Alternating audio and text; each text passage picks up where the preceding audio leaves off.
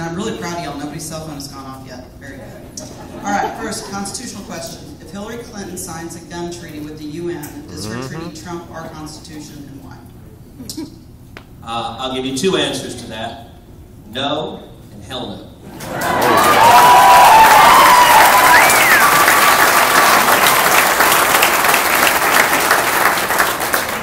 Look, the left is using treaties. It's using international law. It's using foreign bodies as a way to force their leftist agenda, to undermine our rights and to undermine our sovereignty. The Small Arms Treaty is terrible and must be stopped.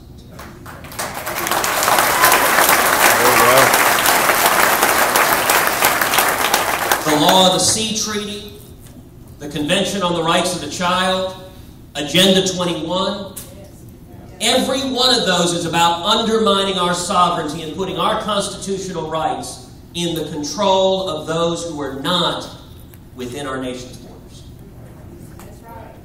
Now, I will tell you, there is probably nothing for which I am better known nationally than being one of the leading defenders in this country of U.S. sovereignty and standing up and fighting international bodies like the United Nations.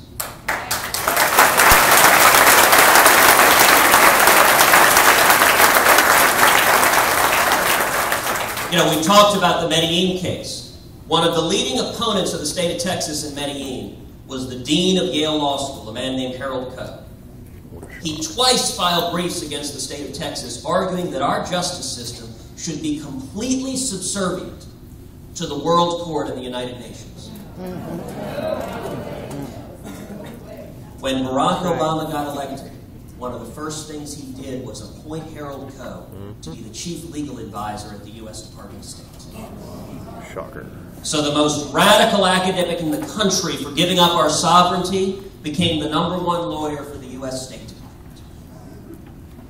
The left is assaulting our sovereignty, and I will fight tooth and nail to protect our sovereignty.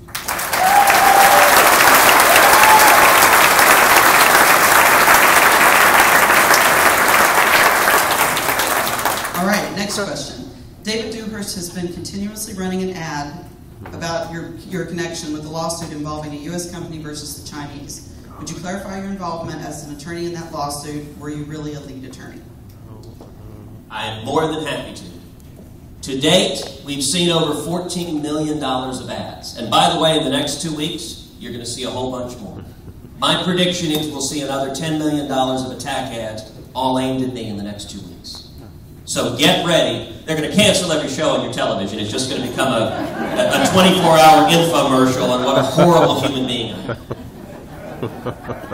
Let's talk about this China issue. The China attack is filled with falsehoods. On our website, tedcruz.org, we list 11 lies that are in that attack. Let me tell you the two that are most important. Number one, the man that my opponent tells you is an American manufacturer. The man he features in every one of these ads.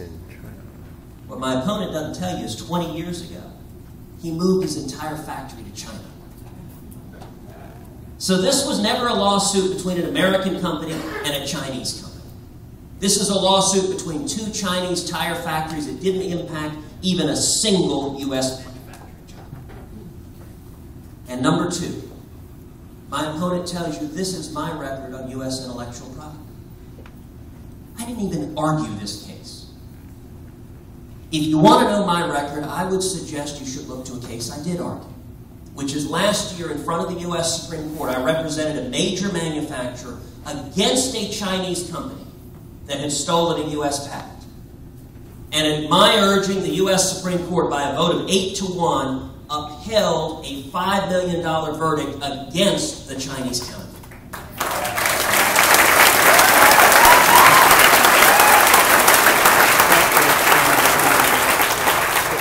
That's my actual record. My opponent doesn't want you to know about it because he wants to distract from what matters, which is his record and my record, and who's going to stand up and stop spending money we don't have.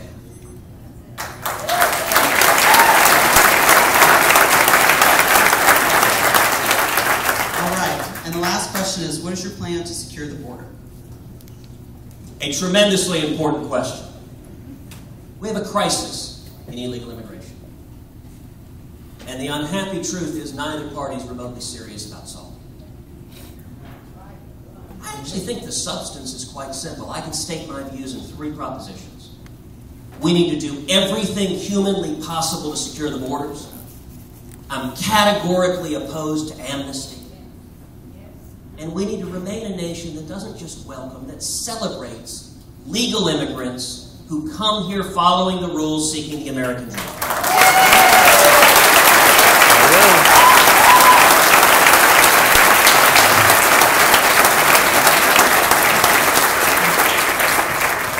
80% of Americans agree with me.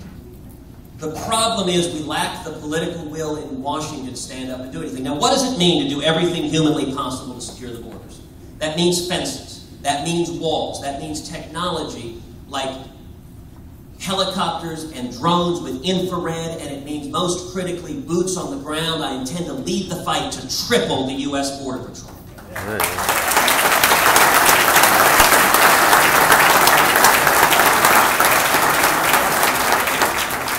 We need to ban sanctuary cities.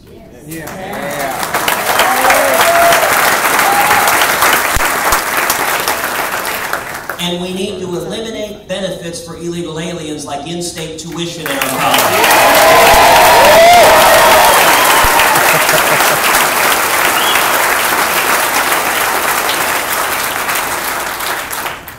My dad fled oppression in 1957 from Cuba. He'd been imprisoned and tortured. All of our ancestors came from all over the world fleeing oppression and seeking freedom. We need to remain a nation that respects rule of law, that secures our borders, and that ensures that the freedom and opportunity we enjoy is there for our kids and grandkids.